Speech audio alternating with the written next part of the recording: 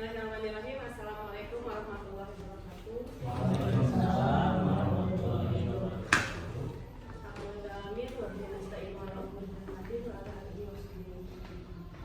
Yang terhormat Bapak Kepala Sekolah SDN 5 Sukasono, Bapak Idam Mulyadi, SPD. Yang saya hormati Bapak Ibu Guru SDN 5 Sukasono yang pada hari ini alhamdulillah bisa berkumpul bersama-sama di acara sosialisasi aksi nyata 1.4 budaya positif yang dilaksanakan oleh calon guru penggerak, guru kita semua, guru di SDN 5 Sukasono, yaitu Bu Ida Farida SPD. Pada kesempatan kali ini Bu Ida akan mensosialisasikan apa yang telah dia kerjakan di kelasnya, mungkin dari kelasnya dulu, disosialisasikan kepada teman-teman semua selaku teman sejawat dari Bu Ida di SDN 5 Sukasono ini. Kepada Bu Ida saya persilakan yang pertama kali sambutan dulu dari Bapak Kepala Sekolah kepada Pak Ijan. Terima kasih pada semua acara. Assalamualaikum warahmatullahi wabarakatuh. Alhamdulillah, bersyukurlah puji sama itu kepenyakan kepada Allah Subhanahu wa Ta'ala. Juga salam menyampaikan kepada guru kita Muhammad sallallahu alaihi wasallam.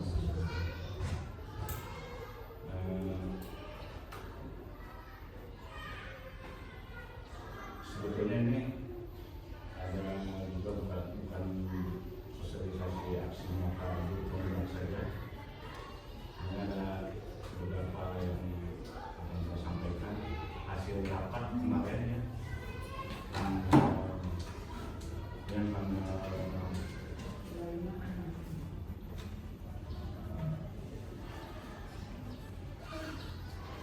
bulan Januari, tanggal 2 Januari ya.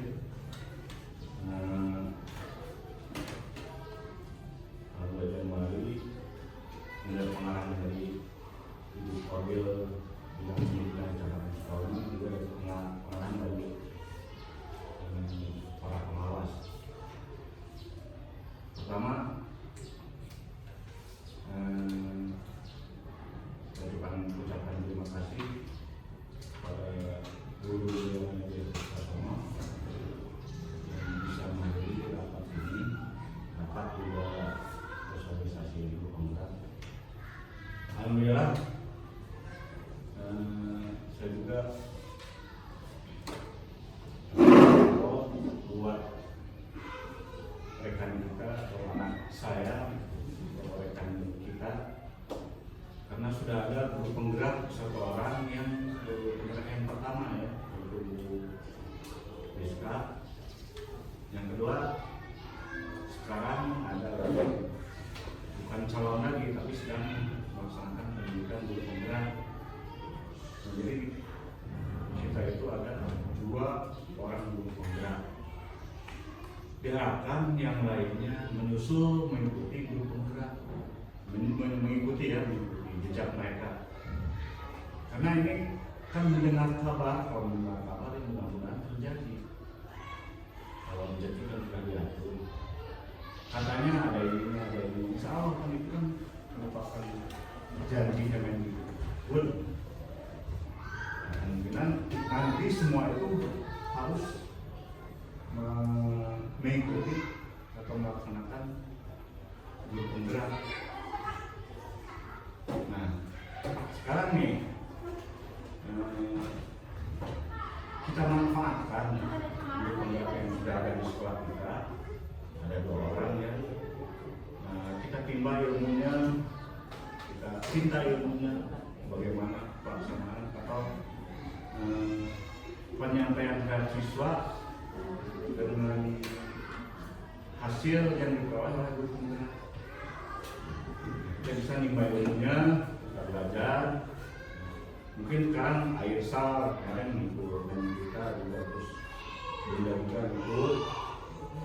Coba mudah-mudahan coba terus ikuti, nanti langkah-langkahnya seperti apa ikuti terus.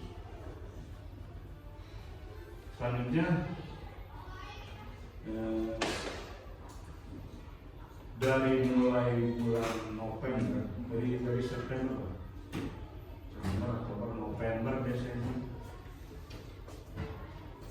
ibu dan bapak juga melihat kegiatan di kantor itu sekarang memang menumpuk.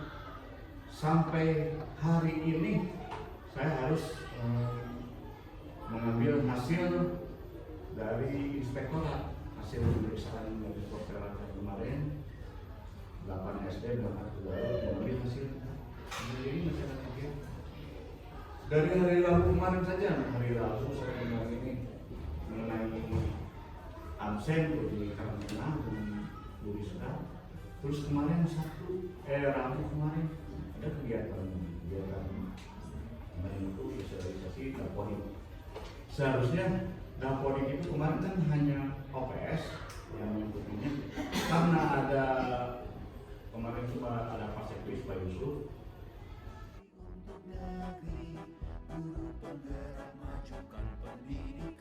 Selanjutnya yaitu acara utama mengenai sosialisasi yang nyata 1 Juni 4 budaya positif kepada Bu Ida Farida. Kami persilakan. Assalamualaikum warahmatullahi wabarakatuh. Terima kasih kepada Bapak Kepala Sekolah dan Bapak Ibu Guru yang sudah meluangkan waktunya dalam acara destinasi budaya positif. Sebelumnya saya mohon maaf, di sini bukannya merasa lebih, cuman di sini saya yakin Bapak dan Ibu juga sudah pengalamannya sudah lebih jauh daripada saya. Tapi di sini saya mau tidak mau harus menyampaikan mengenai budaya positif ini. Mudah-mudahan ini bisa bermanfaat khususnya untuk kita semua dan bisa diaplikasikan di kelasnya masing-masing. Baiklah Ibu dan Bapak, di sini ada pertanyaan tematik. Bapak dan Ibu cukup menjawab setuju atau tidak setuju ya. Yang pertama, hukuman dapat mendisiplinkan anak. Bagaimana Bu? Setuju apa tidak setuju? Setuju.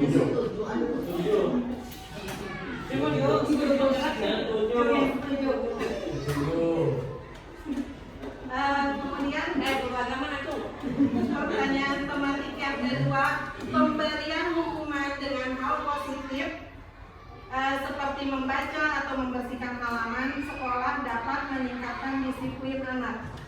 Setuju. Ketiga, memberi penghargaan dapat meningkatkan motivasi belajar anak. Nanti di materi ini kita akan bahas ya Bu ya, apakah ini benar atau tidaknya. Nah, yang akan kita bahas di sini mengenai budaya positif yang pertama yaitu disiplin positif dan nilai-nilai kebajikan universal. Kemudian teori motivasi, hukuman dan penghargaan, restitusi, keyakinan kelas. Selanjutnya, kebutuhan dasar manusia dan dunia berkualitas, restitusi 5 posisi kontrol, dan restitusi segitiga restitusi. Mungkin Ibu dan Bapak yang sudah membuka Merdeka Mengajar ini sudah secara garis besarnya sudah dipelajari ya. Nah, yang pertama mengenai disiplin positif dan nilai-nilai kebajikan universal. Nah, Bapak dan Ibu coba duduknya berdua Bu.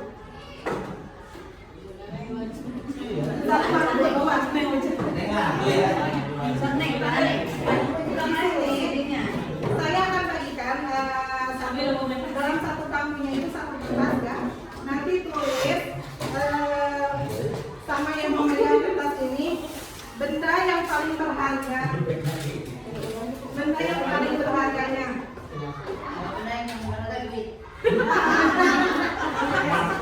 Mas. Dan Ibu temannya yang belajar jangan diberitahu apa yang Bapak dan Ibu tulis.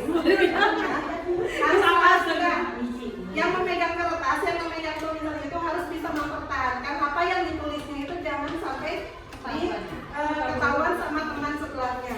Nah, teman sebelahnya ini nanti harus bisa membujuk temannya supaya bisa membuka apa yang dibuka oleh teman sebelahnya. Ya, ini maksudnya benda apa saja yang paling berharga. Tapi teman sebelahnya jangan sampai tahu apa yang didengar oleh temannya itu.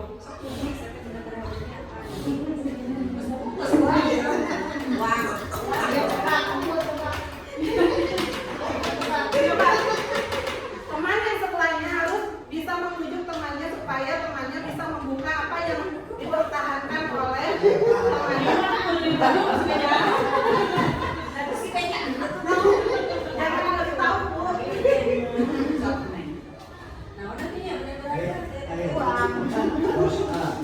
Coba apa yang paling berharga pertahankan Pak.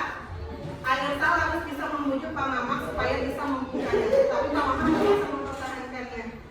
Jangan sampai dibuka. Terserah mau caranya.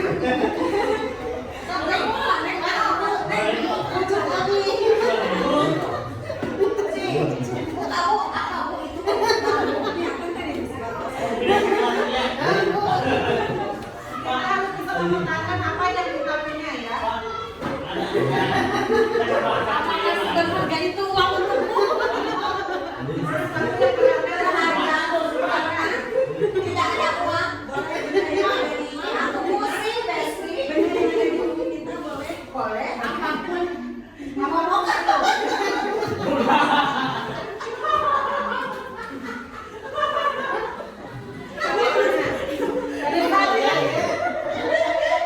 Bisa diancam, bisa dirayu. Coba, bagaimanapun caranya.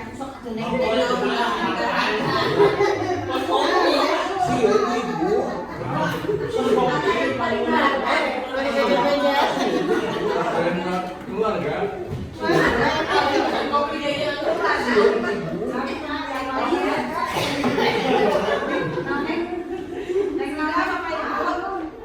Kita lanjut ya. Nah, bagaimana Bu? Yang mempunyai benda berharga itu apakah bisa mempertahankannya? Bisa. Kontrolnya dari siapa? Dari diri pribadi. Dari diri sendiri ya. Jadi tidak bisa dikendalikan oleh orang lain. Ini bendanya disebutkan enggak? Ya usah itu permainan. Orang pada disebatin. Harus penasaran nih. Naon? Hati. Nah, kita lanjut ya. Penasaran dia. Uang. Ada ngomong. Mahkota.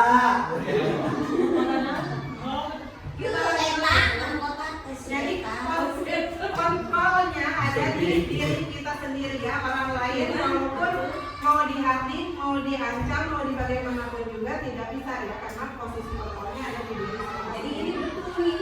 Betul. Hati betul. Sudah sama keluarga, mau komunikasi bisa.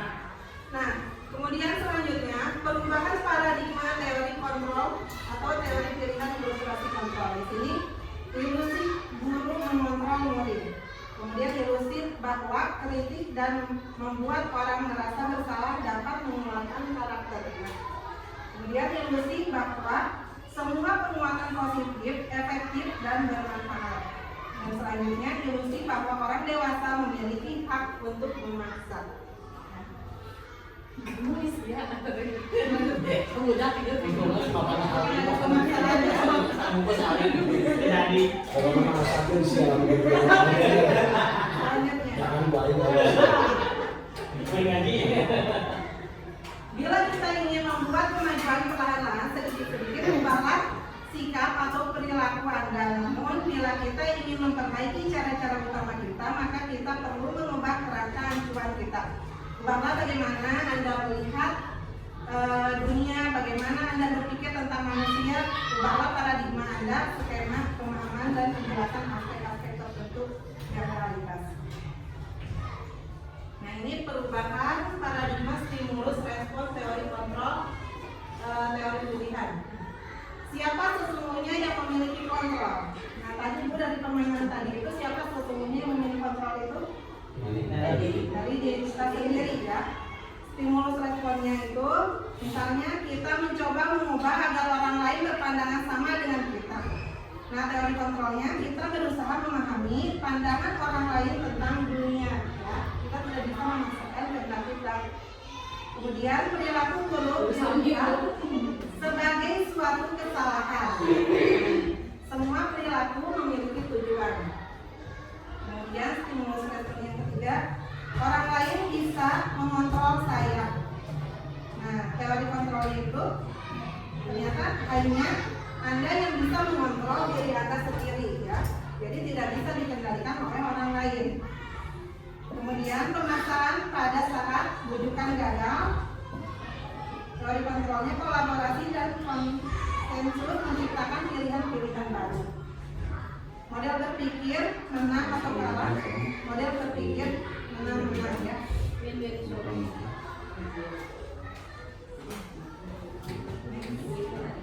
Nah, di sini disiplin positif. Teori kontrol atau teori pilihan di sini. Coba makna disiplin itu apa Bapak dan Ibu yang Bapak Ibu ketahui? Satu, terus teratur, ya. Nah, makna disiplin di sini yaitu belajar kontrol dari menggali potensi kita agar mencapai tujuan mulia, yaitu sesuatu yang menjadi seseorang yang kita inginkan berdasarkan nilai-nilai yang dihargai ya. Nah, ini semua perilaku memiliki tujuan. Ada teori motivasi.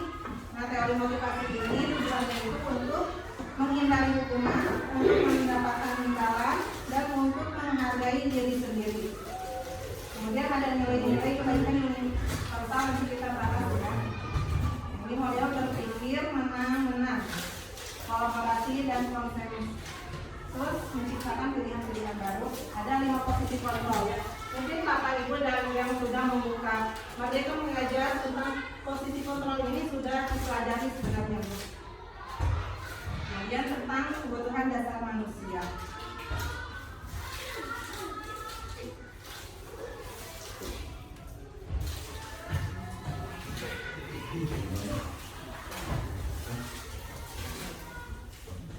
Ini makna disiplin ya. Jadi disiplin itu berasal dari bahasa Latin disiplin yang artinya itu belajar. Makna asal dari kata ini berkonotasi dengan disiplin diri dari murid dan Plato ya. Disiplin diri membuat orang menggali potensinya menuju sebuah tujuan apa yang dia hargai. Kemudian namun dalam budaya kita makna kata disiplin telah berubah menjadi sesuatu yang dilakukan seseorang pada orang lain untuk mendapatkan kepatuhan. Kecenderungan umumnya adalah menghubungkan kata disiplin dengan ketidaknyamanan, bukan dengan apa yang kita hargai atau tercapaian suatu tujuan mulia. Nah ini makna disiplin menurut Ki Hajar Dewantara ya, Bapak pendidikan kita, yang mengatakan di mana ada kemerdekaan disitulah harus ada disiplin yang kuat. Sumber disiplin itu bersifat self disiplin, yaitu kita sendiri yang mewajibkan kita dengan sekeras-kerasnya, tetapi itu sama saja sebab jikalau kita tidak cakap dan melakukan disiplin ini, wajiblah penguasa lain mendisiplinkan kita, dan peraturan demikian itulah harus ada di dalam suasana yang merdeka. Selanjutnya ini tujuan disiplin ya. Yang pertama menanamkan motivasi untuk menjadi orang yang mereka inginkan dan menghargai diri sendiri dengan nilai-nilai yang mereka percaya. Akan tetapi perilaku baik dan berlandaskan nilai-nilai kebajikan karena mereka ingin menjadi orang yang menjunjung tinggi nilai-nilai nilai yang mereka hargai untuk mencapai tujuan itu. Selanjutnya ini nilai-nilai kebajikan universal ya. Nah, nilai kebajikan universal ini adalah sifat-sifat positif manusia yang merupakan tujuan mulia yang ingin dicapai setiap individu. Nah, nilai-nilai tersebut bersifat universal dan lintas bahasa, suku bangsa, agama maupun latar belakang. Setiap perilaku atau perbuatan memiliki suatu tujuan. Nah, dengan mengaitkan nilai-nilai kebajikan yang diyakini seseorang, maka motivasi intrinsik akan terbangun sehingga menggerakkan motivasi dan untuk dapat mencapai tujuan mulia yang diinginkan ya. Nah, ini nih contoh nilai-nilai kebajikannya itu yaitu seperti profil pelajar Pancasila ya. Yang pertama itu beriman, bertakwa kepada Tuhan Yang Maha Esa, kemudian mandiri, bernalar kritis, kebenekaan global, gotong royong, kreatif. Ini termasuk ke dalam nilai-nilai kebajikan universal. Ini contohnya ya Bu ya. Nilai-nilai kebajikan universal itu ada sikap mulia, toleransi, rasa hormat dan sebagainya ya. Nah, ini contoh-contoh.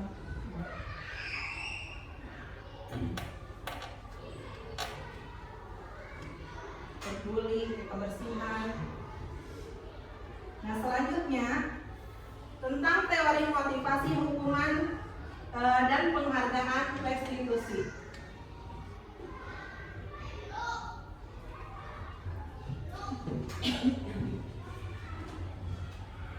Di sini teori motivasi perilaku manusia itu yaitu untuk menghindari ketidaknyamanan atau hukuman apa yang akan terjadi apabila saya melakukannya. Nah, ini adalah motivasi dari eksternalnya ya.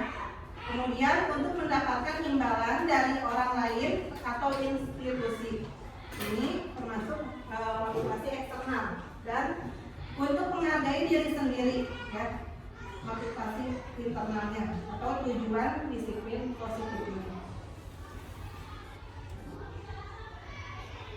Nah, ini adalah pengertian merdeka menurut Ki Hajar Dewantara. Merdeka itu artinya tidak hanya terlepas dari perintah, akan tetapi juga cakap buat memerintah diri sendiri ya. Nah, ini dihukum oleh penghargaan. Tadi kan Bu di pertanyaan pematik ada bahwa penghargaan itu dapat memotivasi siswa ya. Tadi Bapak dan Ibu menjawabnya setuju. Di sini bahwa penghargaan ini berlaku sama dengan hukuman, dalam arti meminta atau membujuk seseorang melakukan sesuatu untuk memenuhi tujuan tertentu dari orang yang meminta atau membujuk. Dorongan eksternal dan akan ada faktor ketergantungan. Beberapa dampak dari pemberian penghargaan ini adalah seperti ini. Pengaruhnya jangka pendek dan jangka panjang. Kemudian penghargaan itu menghukum.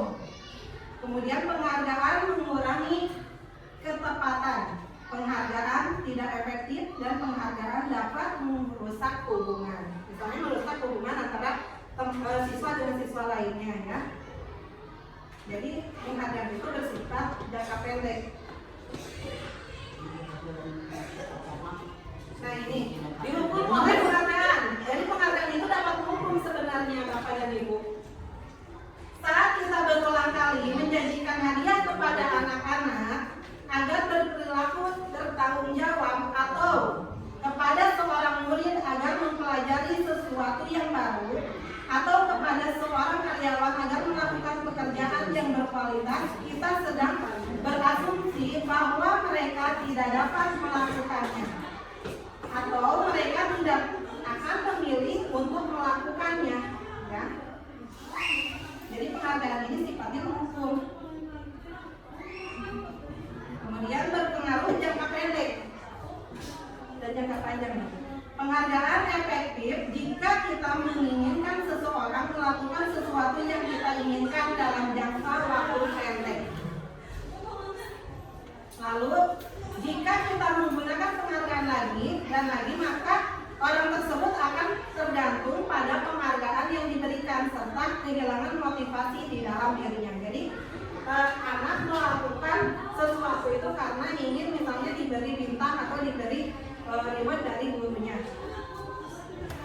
jika kita mendapatkan penghargaan untuk melakukan sesuatu yang baik, maka selain kita senantiasa berharap mendapatkan penghargaan tersebut lagi, kita pun menjadi tidak menyadari tindakan baik yang kita lakukan. Ya.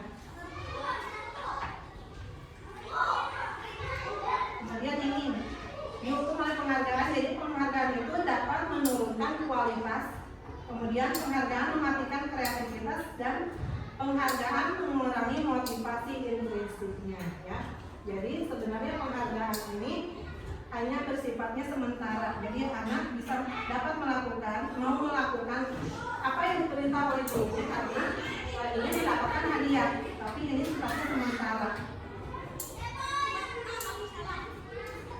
Selanjutnya, ini bentuk program kebajikan atau apresiasi.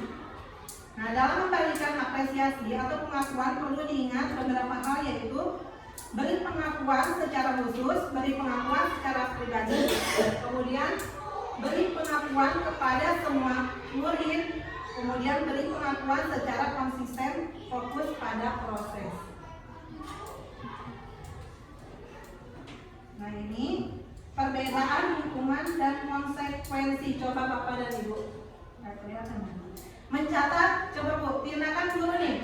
Mencatat 100 kali di dalam buku kalimat saya tidak akan terlambat lagi karena terlambat ke sekolah, itu masuknya konsekuensi apa hukuman?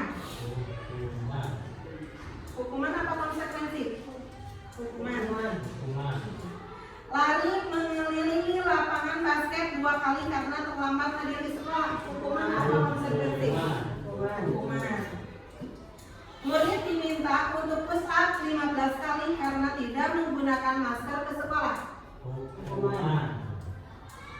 Kemudian mengganti kertas tugas teman yang telah dicoret-coret. Membersihkan tumpahan air di meja karena tersenggol pada saat belajar. Konsekuensi. Oke.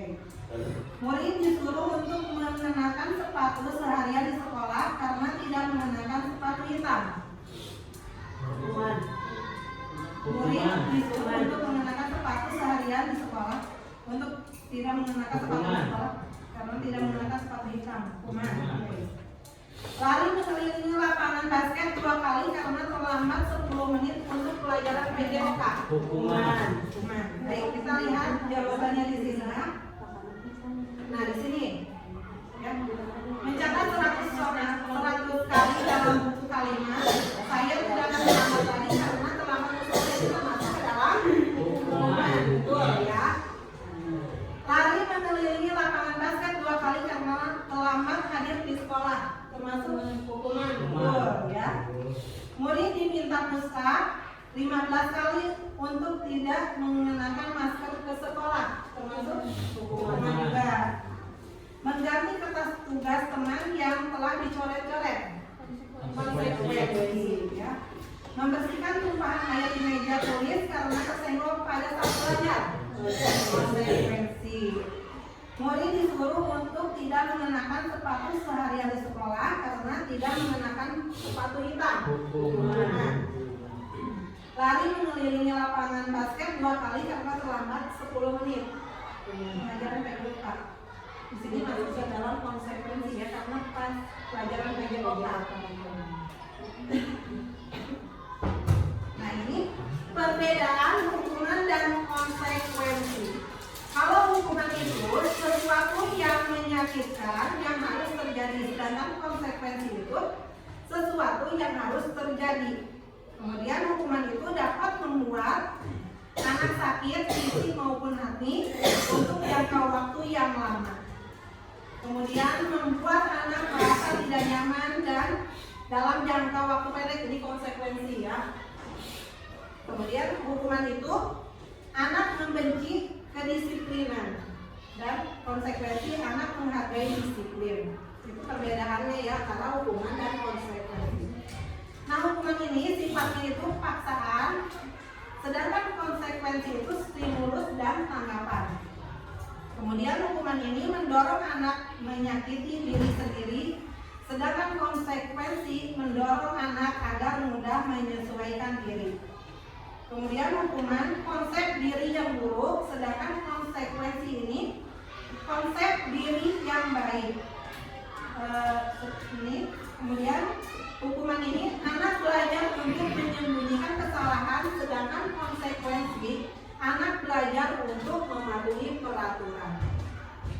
Nah, selanjutnya hukuman ini adanya rasa marah, rasa bersalah, kemudian dipermalukan, merasa tidak dihargai. Sedangkan konsekuensi kehilangan haknya, dibuat tidak nyaman, diasingkan untuk sementara. Ya, itu perbedaan antara hukuman dan konsekuensi.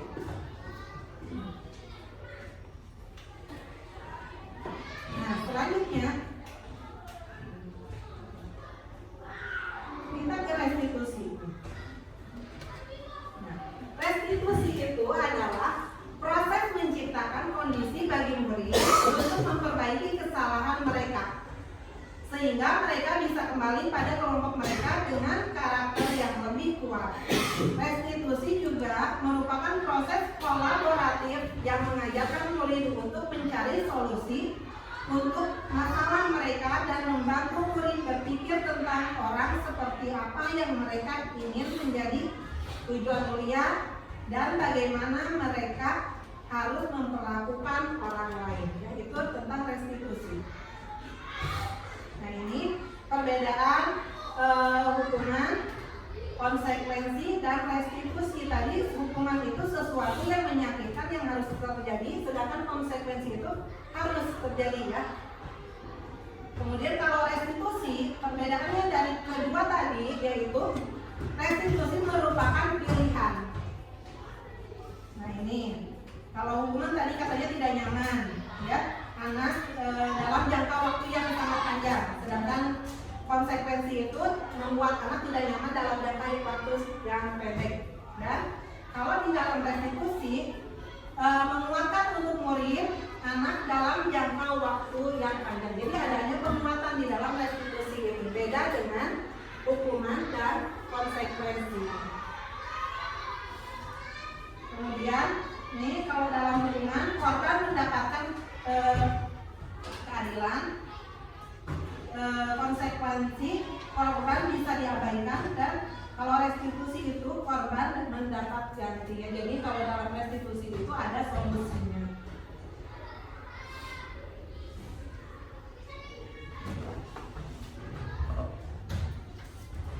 Nah, ini 9 ciri restitusi.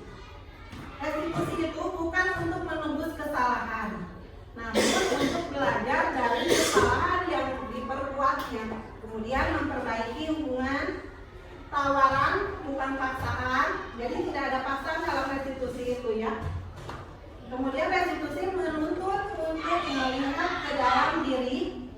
Selanjutnya restitusi mencari kebutuhan dasar yang mendasari tindakan.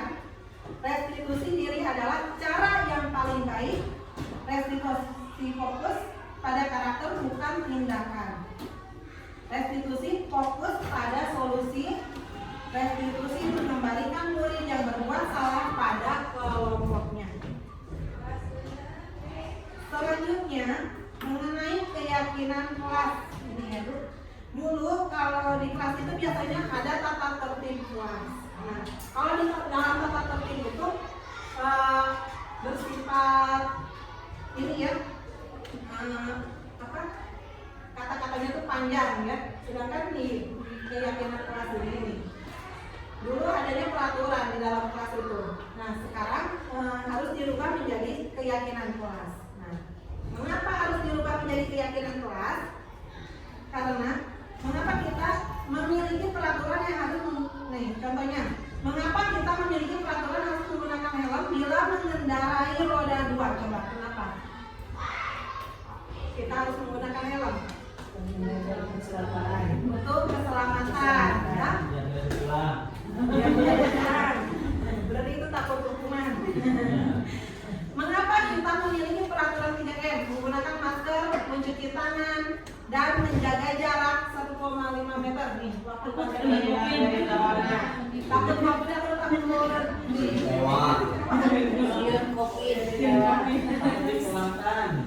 Mengapa kita memiliki peraturan harus datang tepat waktu pada saat mengikuti pelatihan? Nah, untuk mendukung motivasi intrinsik, kembali ke nilai-nilai keyakinan lebih menggerakkan seseorang dibandingkan mengikuti serangkaian peraturan. Jadi orang nanti kalau dengan keyakinan kelas, jangan karena takut akan dihukum, tetapi patuh pada keyakinan kelas yang sudah disepakatinya. Nah, ini keyakinan kelas itu bersifat lebih abstrak daripada peraturan yang lebih rinci dan konkret. Jadi kalau dalam keyakinan kelas itu misalnya cuma dituliskan disiplin, kemudian apa tuliskan dalam keyakinan kelas itu Biasanya kata-kata anak-anak. Iya. Beda kalau peraturan mah. Jadi kalau peraturan itu sudah ada di sekolahnya, sudah dibuat dari sekolahnya, sedangkan keyakinan kelas itu dibuat oleh guru dengan kesepakatan dengan anak-anak. Ya, misalnya mengenai kedisiplinannya, datang tepat waktu, itu harus disepakati dulu oleh anak-anaknya, baru nanti dituliskan seperti itu ya. Nah, jadi keyakinan kelas ini bersifat lebih abstrak daripada peraturan yang lebih rinci dan konkret. Kemudian berupa pernyataan-pernyataan universal seperti tadi ya, yang ada di nilai-nilai universal. Kemudian senantiasa dibuat dalam bentuk positif. Hendaknya tidak terlalu banyak sehingga mudah diingat dan dipahami oleh warga kelas. Semua warga kelas hendaknya ikut kontribusi dalam pembuatan keyakinan kelas lewat kegiatan curah pendapat. Jadi keyakinan kelas itu harus dibuat oleh guru dengan siswa. Nanti dibuat aturan-aturan kelasnya mau seperti apa. Nanti minta pendapat dari siswanya, nanti dituliskan misalnya seperti itu ya. Dituliskan di dalam kertas apa yang disepakati oleh siswa nanti harus dilaksanakan, harus dipatuhi. Nah, ini kemudian bersedia meninjau kembali keyakinan kelas dari waktu ke waktu. Jadi harus dievaluasi keyakinan kelas ini.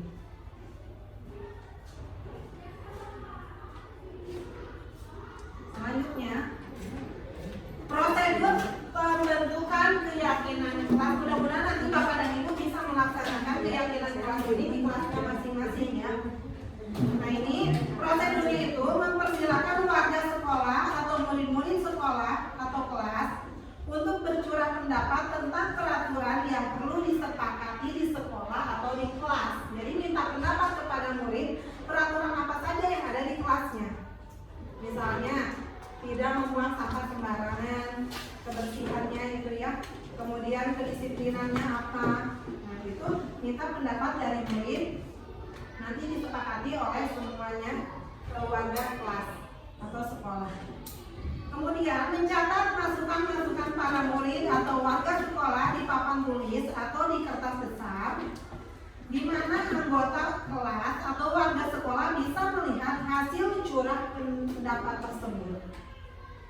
Susunlah keyakinan kelas sesuai prosedur pembentukan keyakinan sekolah atau kelas. Gantilah kalimat-kalimat dalam bentuk negatif itu menjadi bentuk positif. Misalnya kalimat negatifnya itu jangan berlari di kelas atau koridor. Nah, kalimat positifnya dirubah menjadi berjalanlah di kelas atau koridor ya. Jadi di dalam keyakinan kelas itu memakai bahasa yang positif. Jangan pakai kata jangan. Misalnya jangan membuang sampah sembarangan, tapi ganti dengan buanglah sampah pada tempatnya. Seperti itu. Kemudian prosedur pembentukan keyakinan kelas selanjutnya, tinjau kembali daftar curah pendapat yang sudah dicatat. Jadi nanti ditinjau kembali apa yang sudah dicatat oleh siswa tersebut. Tinjau ulang keyakinan sekolah atau kelas secara bersama-sama. Sebaiknya keyakinan sekolah atau kelas tidak terlalu banyak ya, jangan terlalu banyak biar gampang diingat oleh siswa. Berkisar antara 3 atau 7 prinsip keyakinan kelas. Nah, setelah keyakinan kelas selesai dibuat, maka semua warga kelas dipersilakan meninjau ulang dan menyetujui dengan menandatangani keyakinan kelas tersebut termasuk murid. Keyakinan sekolah atau kelas selanjutnya bisa ditempelkan ya di dinding kelas yang mudah dilihat oleh semua warga kelas. Mudah-mudahan nanti Ibu bisa diaplikasikan di kelasnya masing-masing. Ini contoh keyakinan kelas, misalnya tadi nilai universalnya itu hormat. Berarti kami meyakini bahwa sangat pentingnya untuk menghormati semua orang dan barang milik orang lain. Kemudian misalnya nilai universalnya itu bekerja. Kami meyakini bahwa sangat penting untuk mengerjakan segala pekerjaan atau mengikuti kegiatan yang ditugaskan. Nah, ini ya contoh keyakinan kelas. Nanti ini dibuatnya oleh guru dan siswa. Aturan-aturan di dalam kelasnya itu. Atas Bu.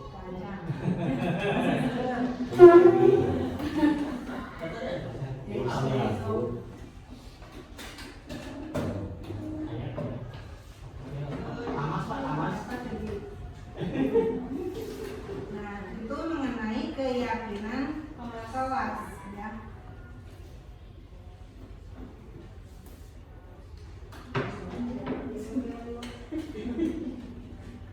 Ngomong-ngomong sini kok sebenarnya Ada yang ayat tunggu. ayat terakhir. Oh, sesumpi si oleh alas masuk lewat. Nah, yang mana yang merupakan keyakinan kelas di sini? Dalam selesai mengucapkan salam, menjaga kebersihan sekolah, mengontrol sebelum dan sesudah belajar, aktif dalam pembelajaran, tertib. Mana yang termasuk kesepakatan kelas? Keyakinan kelas. Kami guru dan murid yang saling menyayangi, kami murid dan yang semangat belajar. Kami murid bersemangat belajar. Tertib masuk Bu.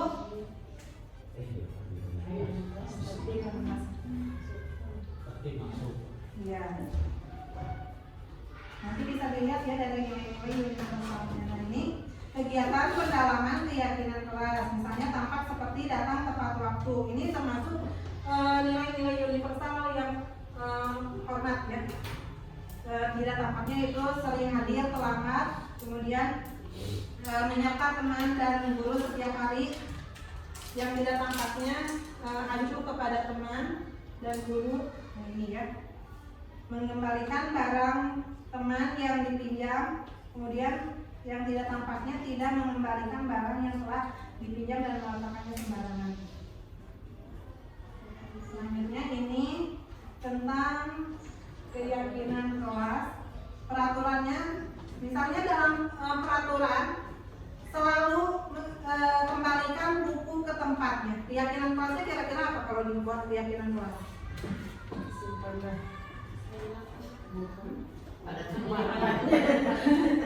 Maksudnya kata universal yang mana Bu? Kalau tentang ini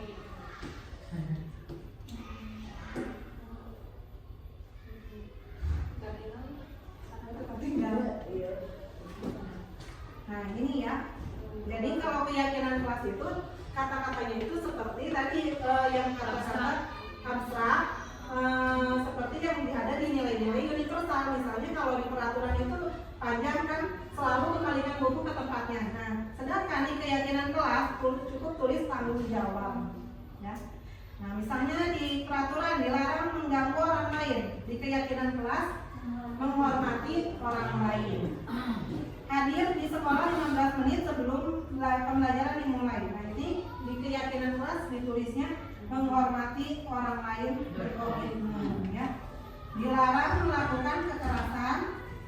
Di keyakinan kelasnya itu keselamatan, menghormati orang lain, kemudian dilarang menggunakan narkoba, itu termasuk ke dalam kesehatan ya. Jadi ini bisa dilihat untuk membuat keyakinan kelas ini bisa dilihat dari nilai-nilai universal tadi. Nah, selanjutnya, nah ini mudah-mudahan Ibu keyakinan kelas ini bisa dilaksanakan ya. Dicoba dulu. Sudah dibuat. Oh, sudah dibuat. Hebat turunnya juga. Atas itu. Sudah dibuat tapi tidak dievaluasi. Oh, Tentang yang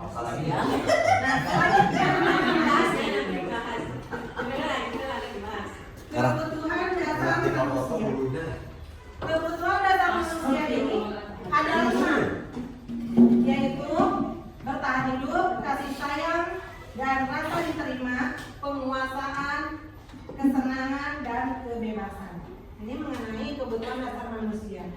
Penguasaan.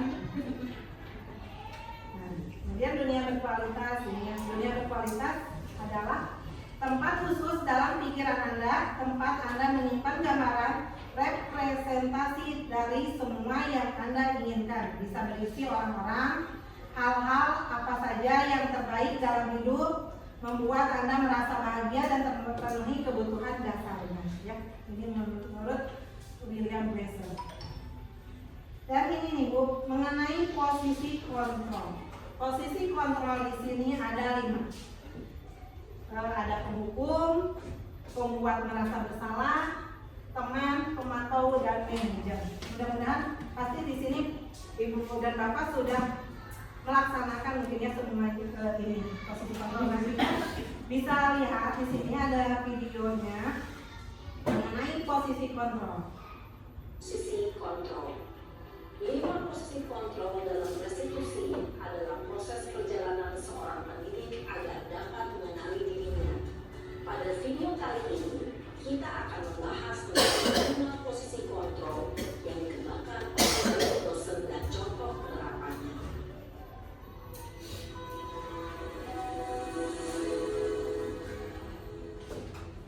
Bapak dan Ibu yang sudah masuk ke Merdeka Belajar mungkin sudah belajar mengenai posisi kontrol ini. Posisi penghukum. 2. Posisi pembuat merasa bersalah. 3. Posisi teman. 4. Posisi pemantau atau monitor. Dan 5. Posisi manajer. Untuk lebih memahami kelima posisi tersebut, mari kita saksikan kasus Naren yang terlambat hadir 20 menit di sekolah dan melihat bagaimana kelima posisi kontrol dalam menghadapi masalah tersebut. Jadi posisi kontrol itu ada 5. Penghukum, teman, pembuat merasa bersalah, kemudian pemantau, dan manajer. Nah di sini ada contoh video posisi kontrol sebagai seorang penghukum.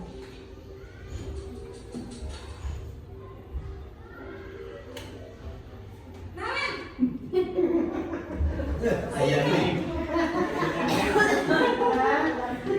Mungkin Bapak Ibu di sini sudah ada yang pernah melakukan posisi penghukum ini, sudah pernah berada di posisi penghukum ini.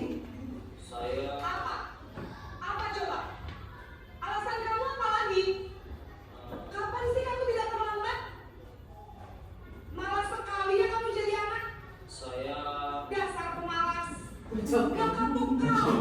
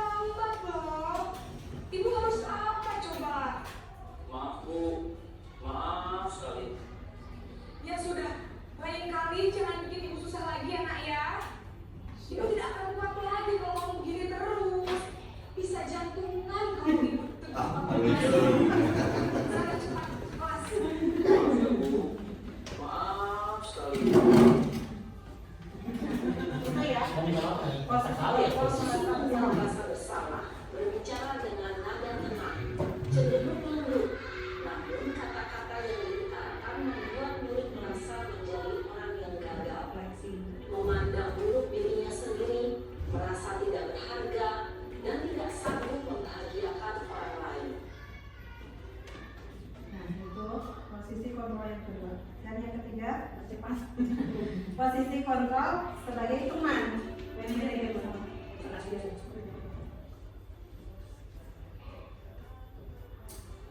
Saya akan coba untuk tidak lupa menyetel alarm saya, Bu.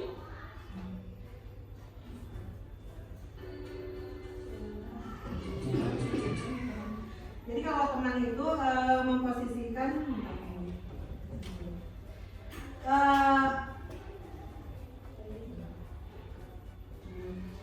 membuat alasan-alasan untuk muridnya, kemudian contohnya nih, ayolah lakukan dari ibu, gitu. Masa kamu tidak mau ingat apa ibu tidak pernah bantu. Nah, jadi memposisikan guru itu sebagai teman kepada siswa. Nah, negatifnya jika kita memposisikan guru sebagai teman ini, maka kita akan melemah. Siswa akan lemah, tidak mandiri, dan akan tergantung pada guru itu ya. Selanjutnya, posisi pemantau yang selanjutnya itu yaitu pemantau.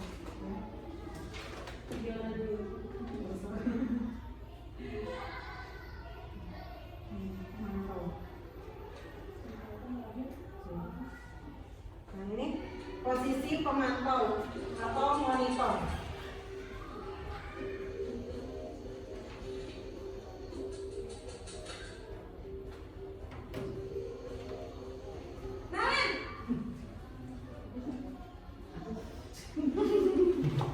Selamat pagi, Bu.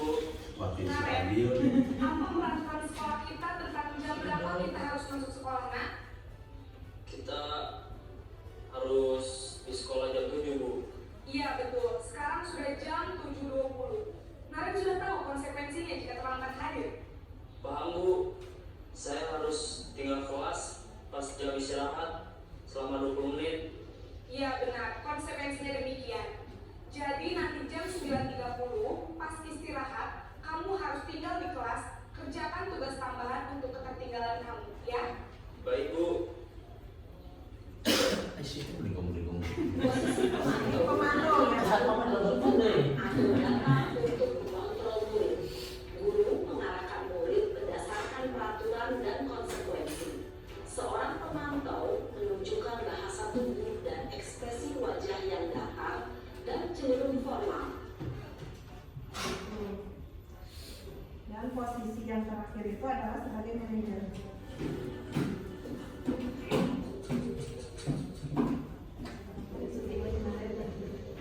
Naren!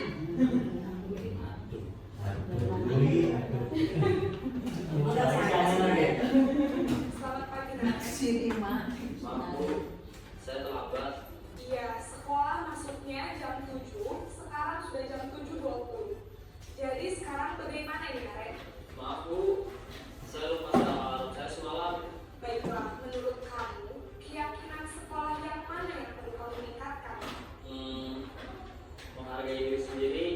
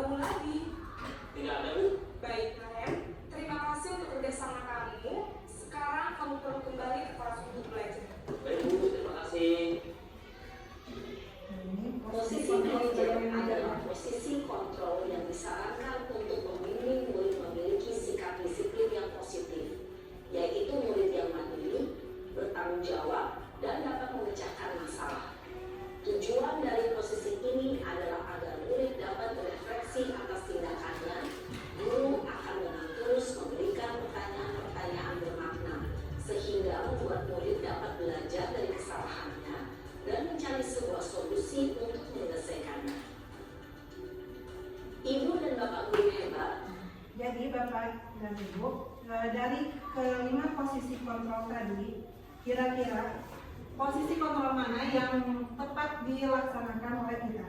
Yang pertama. Sebagai manajer ya, mudah-mudahan nanti kita bisa melaksanakan sebagai manajer ya. Belajar sedikit demi sedikit bersama. Nah ini ya, pengumum itu jadi tadi ya, nada suaranya tinggi, bahasa tubuhnya, matanya melotot, menunjuk hati ya, memberikan hukuman. Ini akan membuat anak merasa takut ya. Kemudian membuat merasa bersalah. Nada suaranya itu seperti memelas, halus, sedih. Bahasa tubuhnya merapat kepada anak. Tadi ya, sudah ada contohnya di. Nah, kalau sebagai teman itu, nada suaranya ramah, akrab, bercanda, bahasa tubuhnya merapat. Nah ini akrab dengan anak. Tetapi kalau kita memposisikan diri sebagai teman, maka anak tersebut tidak akan ada rasa takutnya terhadap guru ya. Atau jadi sudah ya. Nah, selanjutnya tujuan dari posisi kontrol ini yaitu guru dapat melakukan refleksi atas disiplin yang dijalankan selama ini dan dampaknya untuk murid-muridnya. Kemudian guru dapat menerapkan disiplin restitusi di posisi manajer minimal pemantau agar dapat menghasilkan murid yang bertanggung jawab, mandiri, dan merdeka. Jadi antara kalau tidak bisa manajer mungkin minimal di pemantau dulu ya. Kemudian guru dapat menganalisis secara kritis, reflektif, dan terbuka atas penemuan diri yang didapat dari mempelajari 5 posisi kontrol. Kemudian ini segitiga restitusi. Nah, dalam segitiga restitusi ini ada validasi kebutuhan, kemudian menanyakan keyakinan dan menstabilkan identitas. Nah, dalam validasi kebutuhan contohnya, kamu tentu punya alasan mengapa melakukan ini. Misalnya yang tadi sinaren itu, alasannya kenapa dia bisa kesiangan. Itu namanya validasi restitusi, validasi kebutuhan. Kemudian menstabilkan identitas. Setiap orang juga pasti pernah kesiangan, ya. Guru juga pernah kesiangan, tetapi diarahkan gitu ya. Itu namanya menstabilkan identitas. Kemudian menanyakan keyakinan. Jadi nanti dihubungkan kepada keyakinan kelas yang sudah dibuat oleh guru dan siswa. Nilai-nilai apa saja yang telah disepakatinya, ya. Selanjutnya ini ya, menstabilkan identitas. Contohnya berbuat salah itu manusiawi, tidak ada manusia yang sempurna. Bapak dan Ibu juga pernah salah.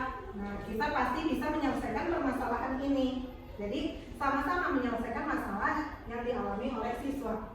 Itu namanya menstabilkan identitas. Selanjutnya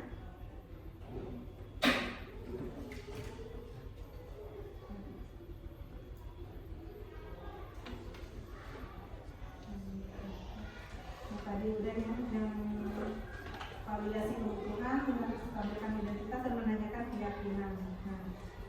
Nah, sekian Ibu pemaparan materi dari saya mengenai budaya positif ini. Mudah-mudahan ini bisa diterapkan di sekolah maupun di kelasnya masing-masing ya.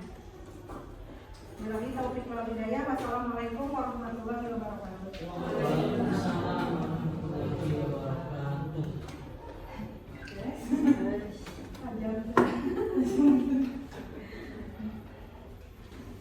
Jadi perusahaan minimal saja. Ibu bermila sedikit.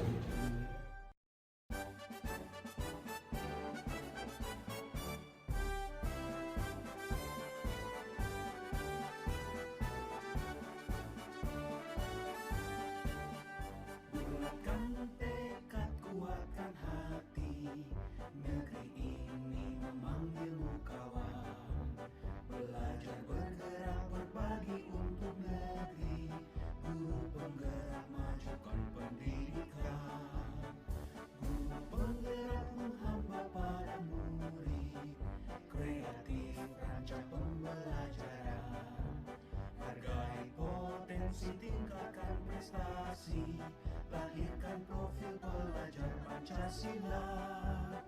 Belajar, bergerak, berbagi untuk negeri, kita menjalin kolaborasi. Belajar, bergerak, berbagi untuk negeri, demi bakti pada Ibu Pertiwi.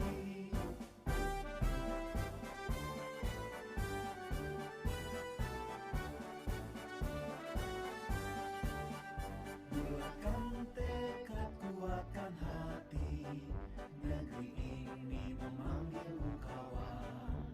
Belajar, bergerak, berbagi untuk negeri, guru penggerak majukan pendidikan. Guru penggerak menghamba pada murid, kreatif rancang pembelajaran. Hargai potensi, tingkatkan prestasi, lahirkan profil pelajar Pancasila.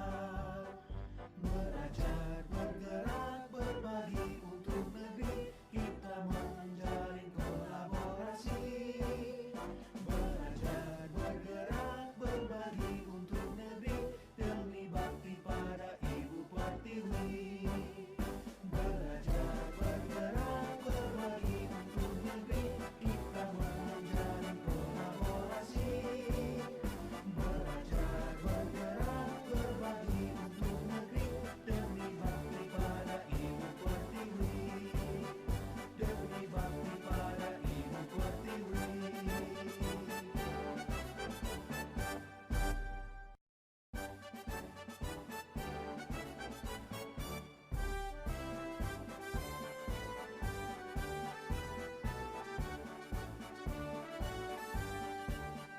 Bulatkan tekad, kuatkan hati, negeri ini memanggilmu kawan. Belajar, bergerak, berbagi untuk negeri, guru penggerak majukan pendidikan. Guru penggerak menghamba pada murid, kreatif rancang pembelajaran. Hargai potensi, tingkatkan prestasi, lahirkan profil pelajar Pancasila. Belajar, bergerak, berbagi untuk negeri, kita menjalin kolaborasi. Belajar, bergerak, berbagi untuk negeri, demi bakti pada Ibu Pertiwi.